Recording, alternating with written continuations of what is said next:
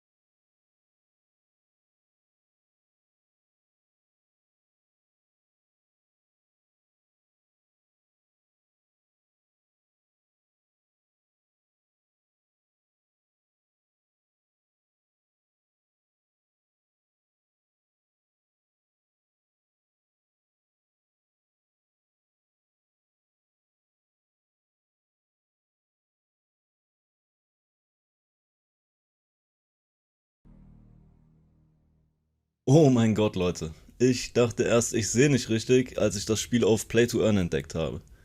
Und warum ich so gehypt bin, möchte ich euch hier kurz erklären. Erstmal ist es powered by Engine mit kompletter JumpNet-Integration. Erst heute hat Engine die News rausgehauen, dass es Smart Contracts ins JumpNet integriert. Das heißt, es können Ingame-Verträge zwischen zwei Spielern vereinbart werden. Ein Beispiel könnte sein, dass Spieler A Spieler B ein Schwert für einen Genji pro Tag ausleiht oder so ähnlich. Natürlich kann man auch größer denken und ganze Gilden könnten Verträge schließen. Waffenruhen oder lauter so cooler Kram. Möglichkeiten sind endlos. Gucken wir uns die Features an. Die Welt wird sich immer weiterentwickeln. Das Team verspricht, dass sie konstant neuen Content liefern werden, so dass uns niemals langweilig wird. Da das Game quasi komplett auf dem JumpNet startet, hat es nicht die Probleme, die Lost Relics gerade hat. Dort hängen die ganzen Items noch im NG Ethereum Netzwerk. Hier können sie ohne Ende NFTs ins Spiel ohne Kosten integrieren, was für den langfristigen Erfolg des Spiels ausschlaggebend ist. Für uns heißt das kostenlose Ingame-Transaktionen und für die Entwickler heißt das kostenlose NFT-Erstellung. Das ist der Grundstein, auf dem gebaut werden muss. Fangen wir an mit Dungeons und Raids. Die Welt von Arania wurde von Monstern überrannt und die können wir in der Open World bekämpfen.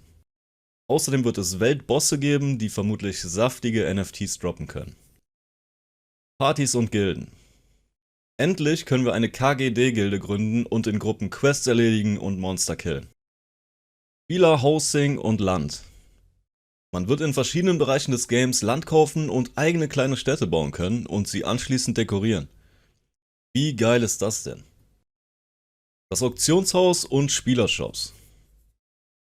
Alle Blockchain-Items können in-game verkauft werden oder auf dritten Marktplätzen. Hier ist vermutlich Engine X gemeint. Außerdem wurden Spielershops entwickelt, die in-game aufgestellt werden können und ich schätze mal, Spieler, die vorbeikommen, können sich die Ware anschauen und kaufen, auch wenn ihr offline seid. Ich denke, ich werde da in Zukunft ein paar coole Aktionen starten, wie etwas sehr günstig für euch anbieten oder einfach NFTs verschenken und wenn ich offline gehe, verrate ich euch, wo der Stand steht oder so ähnlich. Verzauberung. Man wird Waffen, Rüstungen und Schmuck aufrüsten können. Perfekt. Skins und Emotes. Es wird Skins und verschiedene Freudentänze etc. geben. Diese werden dann als Drop oder bei speziellen oder saisonalen Events zu erspielen sein. Das darf natürlich nicht fehlen. Berufe. Es sind 3 bis jetzt geplant und sie werden eine große Rolle spielen, um seltene NFTs zu finden. Weitere sind nach dem Release geplant. Ich kann nicht mehr, Leute. Lasst uns jetzt noch einen Blick auf die meistgestellten Fragen und deren Antworten werfen. Hier seht ihr, dass die ersten Fragen schon Ende Mai beantwortet wurden.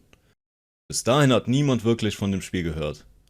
Finde ich echt mal eine gesunde Abwechslung zu den ganzen Projekten, die auf Twitter jeden Tag schreiben, dass sie die geilsten sind, anstatt mal was Ordentliches abzuliefern. Das unterscheidet meiner Meinung nach niedrige von hoher Qualität. Deshalb werde ich dieses Projekt unterstützen, wo es geht. Also nochmal, was ist Dungeon Universe? Eine Welt mit endlosen Möglichkeiten.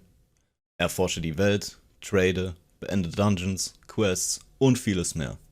Jeder Aspekt wird seine eigenen seltenen NFTs beinhalten. Die Entwickler haben sich absichtlich für eine Art Polygon-Grafik entschieden, die aber bei Bedarf auch sehr hoch eingestellt werden kann. Wir möchten auch Spielern mit Mittelklasse-Computern die Möglichkeit geben, das Spiel zu spielen.